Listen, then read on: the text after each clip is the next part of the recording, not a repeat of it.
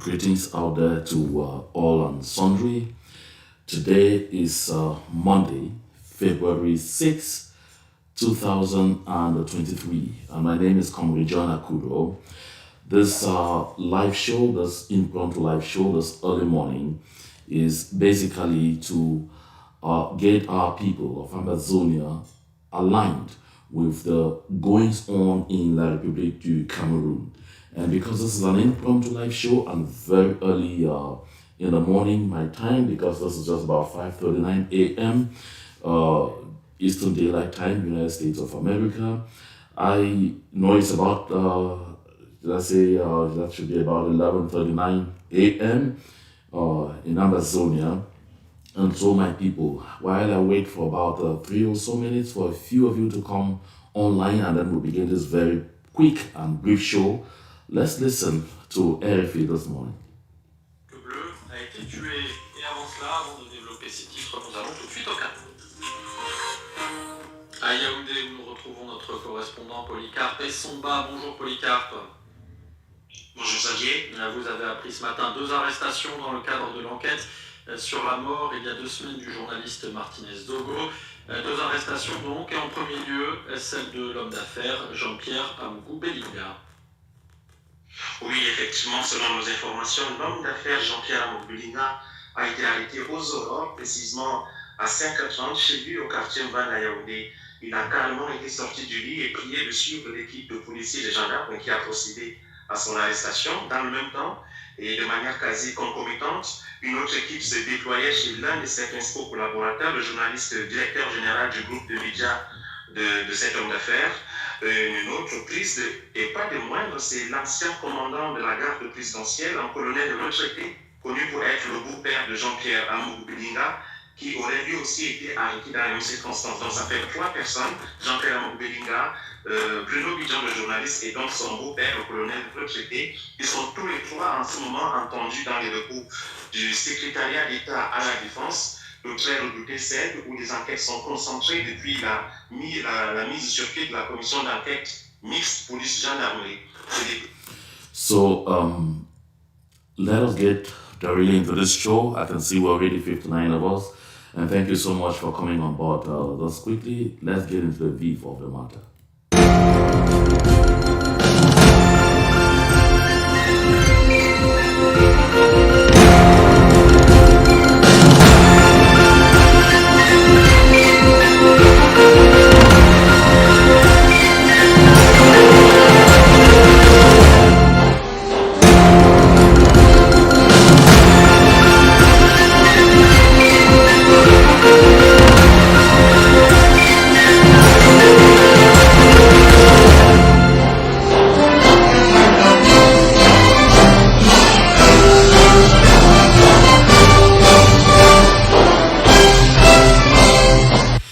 So now it is absolutely clear, it is no longer rumor.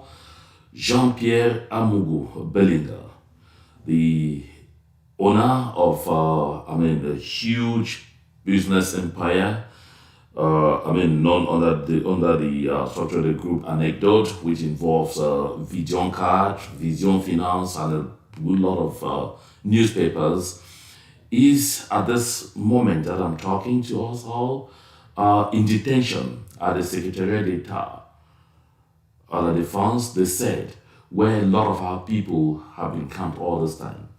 Recall, my people of Amazonia, that on this platform, I've mentioned over and over that the day of the running battles is coming in La République du Cameroon. And right now, we are all witnesses to what exactly is going on in that country. I had noted before that, as a matter of fact, there are some actions, there are some measures, there are certain positions that some people had taken regarding the situation in Amazonia. None of us doubts that at the outbreak of the ongoing genocidal campaign of La République du Cameroon in our territory, the TV channel that became so famous was Vision Card. And Vision Card is what a lot of people have referred to as Television Milkuli. It was on Vision Card that one journalist, I'm forgetting his other name, but it's Zay something, but as soon as I get that name, I will come back to it. He said that what the government needed to do was to, let me quote his words in French, procéder à la dératisation. Dératisation. He referred to us as rats, as roaches, as anything else. And when Amugu Belinga had his opportunity to go on set on his own channel to sit and talk about the situation in Amazonia, let's go back quickly to what he said because it is catching up with him. Listen. Quelle est votre solution? Le problème des crises anglophones au grand mais Le dialogue? non. On va dialoguer avec qui? C'est moi qui est le leader. Il faut calmer les forces en présence. Si on se rend au sud-ouest ou au nord-ouest sur le théâtre des opérations, comme on dit, de l'autre côté, c'est qui? C'est les banquiers. Et la plupart même ne sont pas camerounais. Parce que quand vous voyez la brutalité avec laquelle ils égorgent des hommes en tenue, on vous égorge, on enlève les intestins, on attache sur votre cou. Je ne vois pas un Camerounais en train de faire ça. C'est possible. Mais on va négocier avec qui? Moi, je pense que c'est peut-être dur, mais il faut que le président République décrète l'état d'exception. Pendant un mois, l'ordre va rien. Vous savez, quand il y a l'état d'exception, il n'y a pas d'hôpital, il n'y a pas de... Amugu Belinga, at that time, did not economize his words. He said what the people of Amazonia deserved was a very hard hand. Yeah, very hard hand. That's why you hear him talk here about a third exception. That's why you hear him talk here is something even much thicker than a state of emergency. According to Jean-Pierre Amugu Belinga, what ought to have happened to the people of Amazonia should simply have been the putting in place of a very, very, very advanced state of emergency where all hospitals will be shut down. Normally, schools will be shut down. Every other thing will be closed up. And all you will see will only be military men all over the place because he felt that the government of Cameroon was delaying in wiping out all the people of Amazonia to the glory of the Beti Ekan Bulu clan. Let's just complete what he said. De messe, il n'y a pas de culte, il n'y a rien. Il n'y a pas d'école. Parce que vous ne pouvez pas avoir le cancer et on vous donne le paracétamol. On vous fait la chimiothérapie. Il faut être dur et ferme. Oui, au moins pendant un mois et l'autre va rien. Bon, au bas mot, au commandement opérationnel. C'est tout. D'accord. And you heard the last thing he proposed was, in case the government of Mr. Paul Biya wants to put in place a state of emergency, they should put in place the commandement opérationnel. Commandement opérationnel, we all know what this is all about. That was an operation, a campaign in Douala. In the late 90s, put in place by Mr. Paul Biya, where the military had the order to do anything they felt like doing on anybody because it was a total state of chaos and impunity. And of course, the commandement opérationnel decimated too many Cameroonians. Just too many Cameroonians. That is what the commandement opérationnel did. And at that time, if we all recall, anyone who can take their minds back to what happened at that time, Christian Cardinal Toumé, the late Christian Cardinal Toumé, was the lone personality in the country that came up strong to decry what was happening in Douala, to point out that innocent citizens were being set up and then totally wiped out for no good reason. At that time, you simply needed to know a military man and has cause to settle with someone, and you just moved around and said, okay, this or that person is supporting the opposition and is against Paul Biya. What happened to the person next? You yourself will only have your eyes to cry. Of course, a lot of military men, because of conflict over women in Douala at the time, committed horrible exactions. That is exactly what has been going on in the territory of Amazonia, on the former UN Trust territory of British Southern Cameroons. For 6 years, that is what has been going on.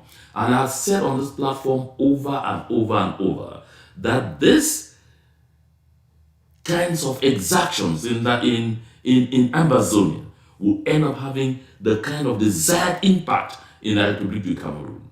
And announced to us on this platform day in, day out, that La République du Cameroon's day with Armageddon is close, that chaos is coming, that the day of running battles is not far. And we are getting there, my people. We are getting there, my brave people of Amazonia. Let me go back quickly and extend my hearty congratulations to all the people of Amazonia who are continuing Monday after Monday to observe the ghost towns. I have said here too many times that the citizens of La République du Cameroon who spend time deifying, glorifying, praising their soldiers, Mr. Paul Biya's talks, who are visiting pain, calamity, visiting horrible acts on our people, that one day the effects, the consequences will be felt right into their bedrooms. And of course, we are there. We can all see for ourselves that in order to continue to maintain its campaign in Amazonia, La République du Cameroon has depleted its resources completely. Everything is at a very, very horrible ebb right now. This is already February 6th. And by now, again, also, my people of Amazonia, the vote holders in La République du Cameroon, who are supposed to have received what they call their credit cards, right up to this moment, nothing has been said. You have not heard anywhere that we are launching the state budget. It has become practice that by the 30th of January, all of these things are already done and the state budget is already in execution.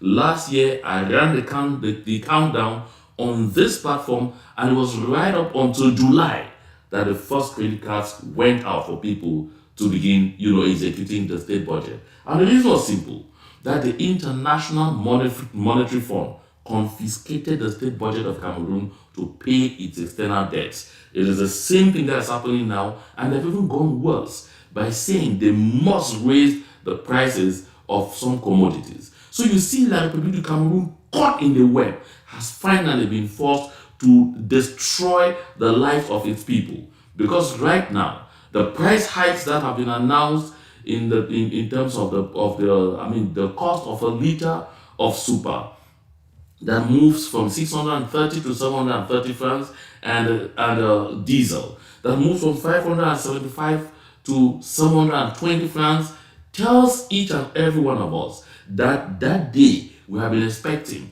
to get into the hearts and minds of the people of La République du Cameroon, into their households is here. So the arrest of Jean-Pierre Amougou Bellinga, following the brutal assassination of journalist Martinez Zogo, signals the beginning of the end of an epoch. Listen, my people of Amazonia. You see, the arrest was not just of Jean-Pierre Amougou Bellinga. It was of himself, of a journalist, Bruno Bejang, that has spent his time with him spewing all kinds of rubbish, spewing conspiracy theories and all of those things. And alongside these two, there's also a retired colonel who is a father-in-law to Jean-Pierre Amougou Bellinga, and all those who have joined that camp to consider that there is already a regime of impunity in La République du Cameroon. I want us to note one very important thing. Before I get to that important thing, let me get back to this short video, mainly to congratulate all our people of Amazonia who listened to the cry of our sister for help and have started acting. Don't go away because the most important is still ahead. I like to say solidarity is the hallmark of the people of Amazonia. So I learned that quite some people have already started reaching out to this our sister with assistance. I pray each and every one of us, when you listen to her cry, when you hear her voice, harden not your heart. Help, help, help. We did that before, and we have already started doing it again. And I know we will go all the way and finish it. Because the need for her is for over 2 million CFA francs. Let us do it all the way to the end. Just listen to her again.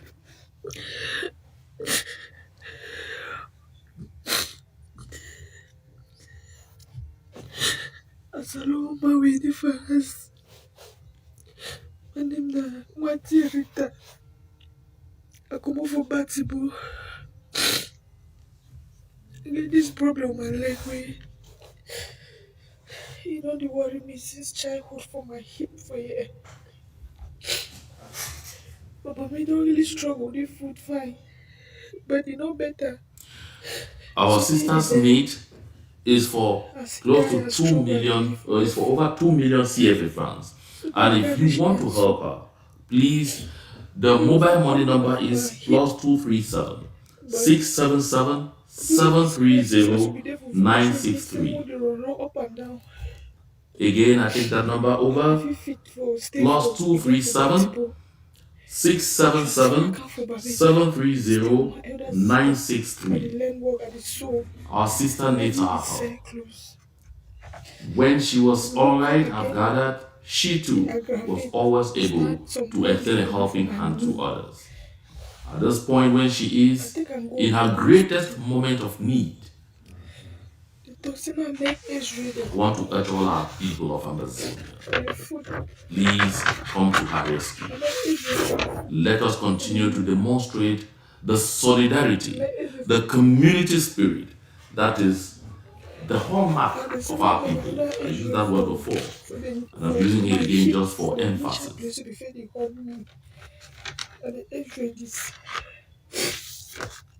For my hip, knowing that anyway they be seeing me for so surgeons or specialists. You don't tell me say the only solution if you do the phone I say they will operate the hip because the bone where they connect from my hip to for my carriage for my knee it already chop for inside here they cut. So now they wider the other one they carry for here. And they cry because say the money over too much, 2.5 million. My family no fit afford that kind of money. The money over plenty. And then they told me they need to do the treatment in less than 2 weeks. And they beg and beg. And we begin to manage life. And they learn more. I'm going for the graduate anytime soon. But the food not really can kill me for that. I don't feel worker. Let us heed her cry for help. Let us help our sister. And like I said, if you want to help, the mobile money number, I'm going to pin the mobile money number as the first comment at the end of this live show on the video. So you want to help, you can still reach out and help her. So the mobile money number is +237 677 730 963. And so, my people of Amazonia, it has come to pass that those who felt they were untouchable are today being touched. And I want to make this very important comment. You know, my people of Amazonia, we have said over and over that working as hard as we can to internationalize our liberation movement will be exceptionally beneficial to us. That is why by day and by night I tell our people, when we call for these public demonstrations, and of course lately some people said those demonstrations are useless because they don't get to anything. The reason is simple why we call for some of these demonstrations, where we ask people to continue to commit acts that will attract the involvement of the powerful Western international media. You think it's a joke? Let me be very clear here. The predicament of Jean-Pierre Amougou Bellinga and all those who are supporting him today is not just because, a few news organs in the Republic du Cameroon have made a noise and all of those things. No, it is because people elsewhere took very serious action. And the kind of actions that were taken got to a point where other actors got seriously involved. It's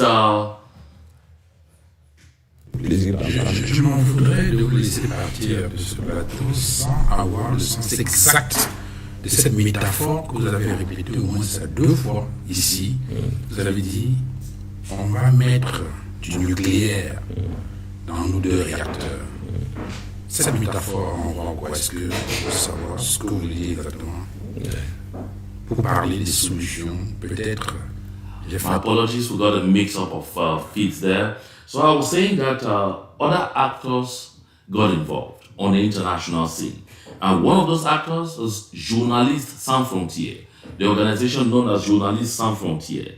So Journalistes Sans Frontières' involvement meant that they were going to seriously internationalize the brutal murder of Martinez Zogo. Exactly what they did. Because you see, the journalists of or the officials of Reporters Sans Frontières went all the way, got seriously involved in the investigations, and they got received on the panels of Radio France Internationale, on other very important international French-speaking television channels, where they told the story of exactly what happened, where they called the names directly. I have before me here a press release by Reporters Sans Frontières. That is why, my people, I always encourage all of ours, wherever you are, whatever position you hold, that we all have the potential. We all have the potential to get things going, to get the international community seriously involved with what is going on in Amazonia, to make sure that we don't let anyone hold any action we can take at any time to get this thing going. So according to this press release by Journalistes Sans Frontières, it reads, and I'll take it very quickly so that we have a clear idea what happened, and then I'll come back now to some of the things that were done by the people internally, even if they got reprimanded later, to make sure that they continue to shine the light on an act that they felt could not go unpunished. So this really says, according to information obtained by Reporters Without Borders, several members of the Cameroonian intelligence services have been arrested, and a suspect who confessed to having participated in the assassination of journalist Martinez Zogo even claims that the current keeper of the seals was the donor of order, or was the person who gave the last order. Keeper of the seals that they are referring to here is Mr. Laurent Esso. So don't be surprised in the days ahead when you notice that Mr. Laurent Esso, the almighty, seemingly untouchable, the Baobab Minister of Justice and Keeper of the Seals, can find himself crushing to the ground. I still use can because I know that Yaounde can never be trusted. All of what we are seeing today can still be machinations, can still be some kind of attempts to play around with public opinions. But my people of Amazonia, if they are gotten to this point, it's because of the pressure from the powerful international media and some courageous acts by some internal actors, even if they got reprimanded later. So it says, the boss of the counterintelligence community, the Paul Maxime Ekoeko, was himself arrested. And when they're referring to last night here, they're referring to he was arrested because they say last night, the letter still denied having been made aware of the plan to silence the presenter of Amplitude FM. Yes, his own deputy, Director of Special Operations, Colonel Justin Danwe, gave a startling statement. So you see, some people within the Secretariat of State, at the Gendarmerie, at the Ministry of Defense in charge of the Gendarmerie, decided to kind of expose, leak out the statements by Colonel Justin Danwe to Reporters Sans Frontières to bolster the action that they took, publicizing the names and every detail all over the world. And that was used to put pressure on the regime of Mr. Paul Biya to act. My people of Amazonia, we are seeking justice. We must continue to be resilient. We must continue to forge ahead with all the strength we can manage to make sure, my people of Amazonia, that we continue to attract the participation, attract the involvement of the powerful international media with respect to what is going on in Amazonia. And the best way for us to do this will be to make sure we stop our internal squabbles, we reduce our internal disorganization and fights for vain power to the lowest ebb, so that when we begin to send out strong collective statements, endorsed by all of us as a people, trust me, we will begin to attract the attention we have been desiring to attract for a very long time now. So the mail goes on to say, Mr. Danwe, in confessions written in his own hand, written with his own hand. That's why I'm saying this outing of Reporters Sans Frontières was very strong. Because in confessions written with his own hand during the interrogation, which Reporters Sans Frontières was able to consult. Imagine, they allowed Reporters Sans Frontières to consult. This tells you that internally, there were people who recognized that the only way they could succeed in getting the government of Cameroon to act, to allow the arrest of Jean-Pierre Bellinga Amugu, to allow the arrest of other strong members of government, among whom are Laurent Esso. They have also cited Atanga Ponji. They have also cited Atanga Ponji. They have cited the Minister of Communication, René Emmanuel Sadi. They have also cited the Minister of Finance, Louis-Paul Motaze. But in this particular report, they hang on to those particular people whom, when they fall, the entire system will become extremely shaky. So they say he acknowledges his own involvement and claims to have informed his superior, Maxime Ekoeko. That's why Ekoeko is detained. So they say it's a damning story that demonstrates that homicide, that particular homicide is a state crime. Of course, this is the same thing that happened to Samuel Wazizi. But because Samuel Wazizi was not a full-blown citizen, was not a citizen of the Republic du Cameroon, although some in our midst still mistakenly think they are citizens of the Republic du Cameroon. Because Samuel Wazizi was considered a subhuman, we do not get this kind of commotion. But today, the commotion is real. So the Lieutenant Colonel Danwe describes in detail a spinning operation which lasted a week to find out the habits of the journalist until his abduction on the evening of January 17 by elements of the Directorate General of External Research, including Justin Danwe himself, who formed the group.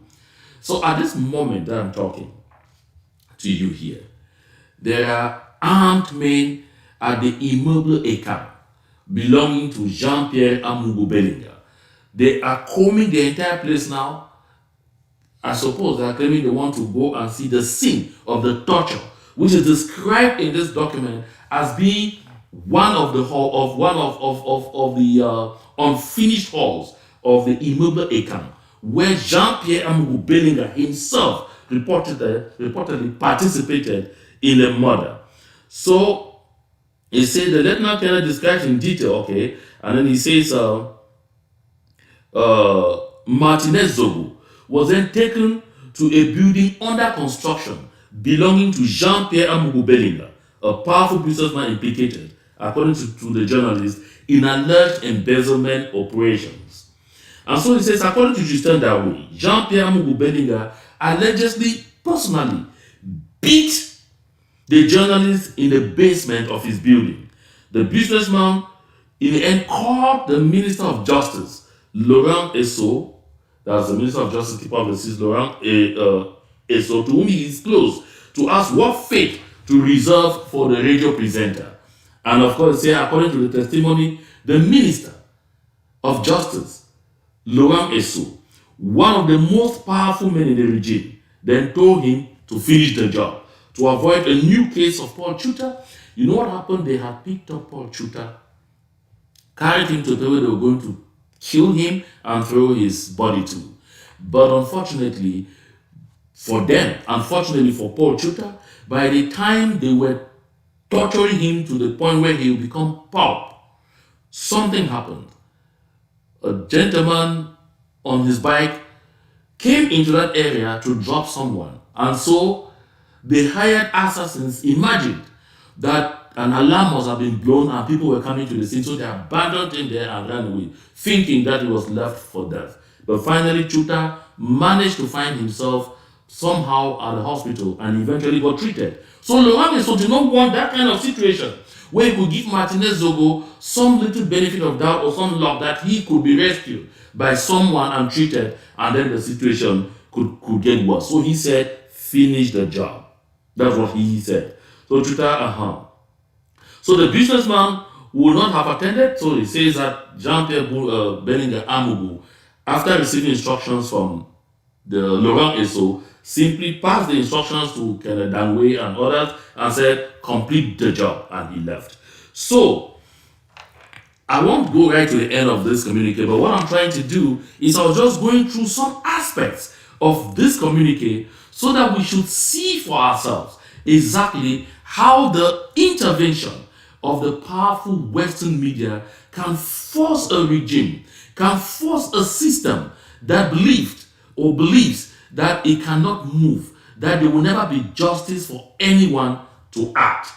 And again, there was some very strong action taken by some chiefs of the Leke division.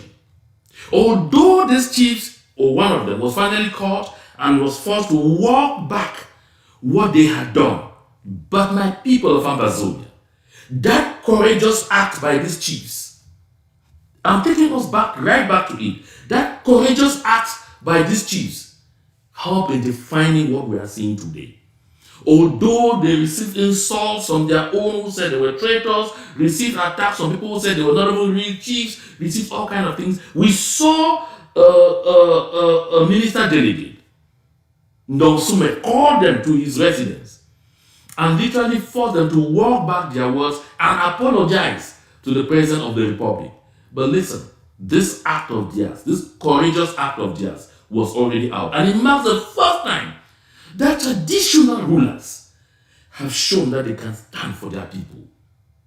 And what is funny is that it happened in an area where we don't believe that traditional rulers really represent their people, where we don't believe that traditional rulers even have some kind of respect. Just for the sake of it, let's watch them again briefly. Au président de la République, notre fils Arsène Salomon Mbami Zogo, connu sous le nom de Martinez Zogo, a été assassiné sauvagement, torturé, sodomisé, mutilé, atrocement et jeté comme un animal en ce lieu. On nous a arraché notre fils de la pire des manières. Le mode opératoire des maquisards qui l'ont tué et de leurs commanditaires indique qu'il s'agit d'un crime impliquant les Say whatever you may, I will always insist that this was a very, very courageous act. Extremely courageous act because these chiefs refused to stay silent in the face of suffering, in the face of torture, in the face of tyranny, in the face of oppression. Les populations Where de la were the laitière, funds par notre voix, of demandent que Ambazonia justice lui soit at rendue the time that et que ce Samuel criminel Wazizi soit was arrêté, disappeared traduit en justice and his body immédiatement. never ever handed to the Au nom family to des this day? populations du département What did de la these chiefs laitière, do? On the en contrary, attendant les décisions que our vous chiefs seriez amenés put à themselves prendre, together, voici le went and message sat in Bamenda ferme que nous vous envoyons. under the framework. I'll stop those people there because we've watched it before. I just wanted us to have a quick reminder.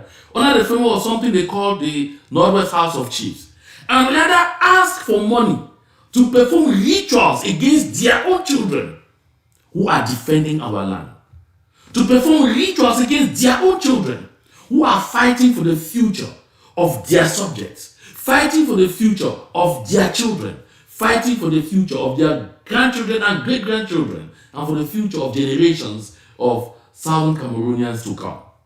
These chiefs, these funds, rather put themselves together and were asking for money to go pouring useless libation around, claiming that they want peace to return for a one and indivisible Cameroon, which never existed.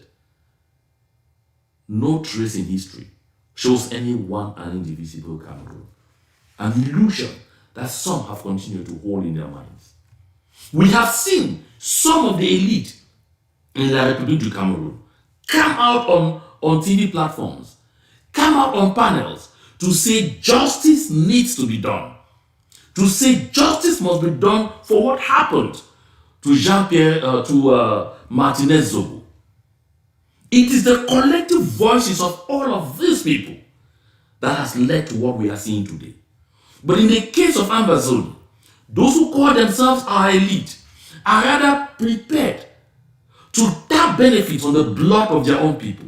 They are rather prepared to auction us further, if only that helps them gain one more grade in whatever area of work that they are doing in La République du Cameroon. On the contrary, they are the first to promote denialism on whatever is happening to our people. They are the first to come out and say it is not the military of Mr. Paul Biya that committed the heinous act in Gabu. You see the impact of what is going on now following the death of Martinez Zogo is not even measurable to the actions that were taken by La République du Cameroon regarding the massacre of over 21 of ours in Gabu, including pregnant women and small children. Why? Because those who ought to stand out there, show outrage, make courageous statements like these chiefs of the Leke to say this thing has to stop. On the contrary, they are running after the sardine and bread from Mr. Paul Biya. On the contrary, they are rather running out there to sell their souls and claiming that they are patriots. My people of Ambazonia, I've always used that to remind us that we should know, as a never against generation, that we are on our own. The more reason we must learn to work together, to bond together, to avoid these malicious and insidious attacks against one another. Oh, Mbako this morning said goodbye when he ought to say good morning. Oh, Choayaba has gone left, he has gone right. Oh, Comrade Akwanga has gone up, he has come down. Oh, Comrade Sitikwa Yuktabe has been left. This is not supposed to be our focus. Our focus should be on what is happening with our noisy neighbors. Our focus is supposed to be on educating our people on the need to continue to stand firm. Our focus should be on the need to let our people continue to know just how close we are to victory. Because yes, my people, we are close. I'm not sure anyone believed me. Just a few weeks back, or just a few months back, when I said La République du Cameroon is getting ready for its Armageddon. Some who said, close your mouth, nothing can ever happen, it's not getting anywhere, are beginning to say, hey, it seems the night of drawn daggers is going to, begin soon. That is why we have to stand ready. And the best way for us to stand ready is to stop our eternal fights for vain powers. The best way for us to get ready is to make sure we stop being agents of division, manipulation, and confusion. The best way for us to stand ready is to become apostles and crusaders for synergy, for bonding together. This is why I want to congratulate and thank all those who took part at the webinar organized yesterday, Sunday, February 5, 2023, by the Southern Cameroon Stakeholders Platform. I mean, the attendance was very impressive. The participation was awesome. I must confess that I was moved by the commitment of all those who came in to the unique cause of synergy, bonding together, so that we stand ready. Because as I repeated yesterday, and I'll say it again today, that success is when opportunity meets preparation. If opportunity arrives and there is no preparation, it will be failure. Therefore, we must not give up the opportunity before us. I will end this broadcast with this press release that I also received, and they say is from the conglomerate of trade unions and civil society or organizations. Like you can say, it's a national social movement. This communique is so long, I'm not going to get into it all. The long and short in this communique is that these people say they are calling on the government of Cameroon to do some very important things within a certain time frame, failing which they are going to take some kind of action. And I will just go about some of the things that they are requesting for the government to do, and then I will come to the signatories, and then I will tell the people of Ambazonia what I feel and what we all should feel and how we should act on this. So they are calling on the increase of the guaranteed minimum wage from 36,270 to 150,000 CFA francs. They believe that the action of the government adding 5,000, taking from 36,270 to about 41,000 plus, adding 560 francs is 5,650 is inconsequential. So they are requesting for it to be moved to 150,000 CFA francs. They are also requesting that the measure taken by the government to increase salaries of public servants should be extended to retirees, to those who are receiving pensions, and they are feeling that the percentage of the increase is not only horrible, but it is a mockery. They are also calling on the hierarchical increase in salaries in the public and private sectors and their indexation to the national inflation index or national inflation rate. And they are talking of the substantial revaluation of family allowances, taking into account the current cost of maintaining a child and the extension of the payment of these allowances to all Cameroonian children and no longer only to the children of salaried parents. I don't know in which planet they are thinking that this kind of thing will happen and where the government will get money to do this kind of things, because all the money that the government of Cameroon gets is directed to maintaining their colonial presence in Ambazonia. So they talk of subsidizing a basket of basic necessities for vulnerable and disadvantaged groups. And they say, in order to free up economic activity and promote the creation of jobs, the modification and or the abolition of the repressive and oppressive provisions of the 2023 finance law in accordance. Listen, they are saying that the taxes involved in the finance law for 2023 are so suffocating that the people will not be able to stand it. I don't want to get through the reading of all of this. I want to go to where they finally announce what they will do. So they say, until the requirements formulated above are satisfied, and in the case where no satisfactory discussions are initiated on this subject with the actors concerned, the conglomerate of trade unions and organizations of civil society calls on all the workers of the private and public sectors to observe a work stoppage every Monday of the week from February 15, 2023 until March 15, 2023. Other measures involving the entire social body are under study and will be announced in the coming weeks. Listen, so they are calling for ghost towns, because that's what it is. They are calling for ghost towns all over their territory every Monday beginning February 15, and this will end on March 15. My people of Ambazonia, you all know that this regarding our territory is a non-event, because today is Monday, and of course we are at home. We are not working, we don't have any business with the Republic of Cameroon. So all these things that they are doing on that side should not concern us one little bit, because there's a consequence to what they are doing here. Why have they chosen only Monday? Why didn't they pick Tuesday, Wednesday, or even Friday to say, okay, they'll make their weekends longer until government acts. They have chosen Monday because they have observed that every Monday, systematically, our people close their shops. We shut down our cities. So they want to make it seem harmonious across their territory, so that they will no longer be able to state to the world that what is happening there is an isolated situation only of the southern Cameroons. It's a national problem, number one. Number two, going back to their talks, is that they feel that if they harmonize it and say from February 15 to March 15, at the end of it, when they'll be calling it off, it will mean it is also cut off on our territory. Listen, my people of Amazonia, this does not concern us. And if you look at even the list of signatories, you will find that among the signatories are some trade unions, some civil society organizations from Amazonia. And their signatures are the very last. The very last. This is a page of signatures. See, this is page 1 of signatures and stamps. Everything here is La République du Cameroun.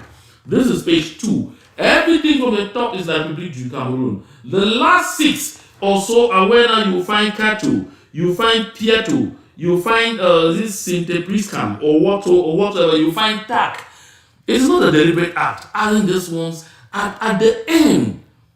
We are always the appendix. It was an afterthought. It just felt that, let's associate these people so that it will have a kind of national character. Listen, my people of Amazon, I want to be clear here.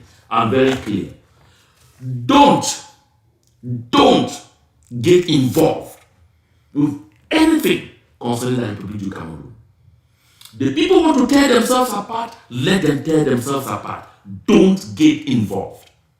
For 6 years and counting, we have stood up for what we believe in. For 6 years and counting, we have been sacrificing our blood, our lives, our property, our everything to make sure we get freedom for our people. They stood aloof and they watched us, sometimes in total excitement, whenever their soldiers reduced our village communities to ashes. Whenever their soldiers burnt down Mami Api to death. Whenever their soldiers roasted our people in Bali. Whenever their soldiers assaulted our women. Got our school children, girls, and caused them to swim in mud. They appreciated and congratulated them. Today they want us to join them in protesting against the hard life brought upon them by their misguided acts on our territory. Listen, my people of Amazonia, we will not and should never be part of this. They are on their own. Don't get involved. I really don't want to get up one morning and hear that any Amazonian, wherever, has sustained any form of injury by being involved with the things of the people of La République du Cameroon when their battle begins for the freedom of their own land from the hands of an oppressive regime. That is their business. My late father often had a word for describing this kind of thing. And that was in Mogam. We say, it built in womb, like built in womb. A word that is fought behind the heels. So whatever is happening in La République du Cameroon is a war fought behind the heels. We must remain woke. We must remain alert. We must remain committed to the freedom of our land. My people of Amazonia, in every way you possibly can, fund our liberation movement.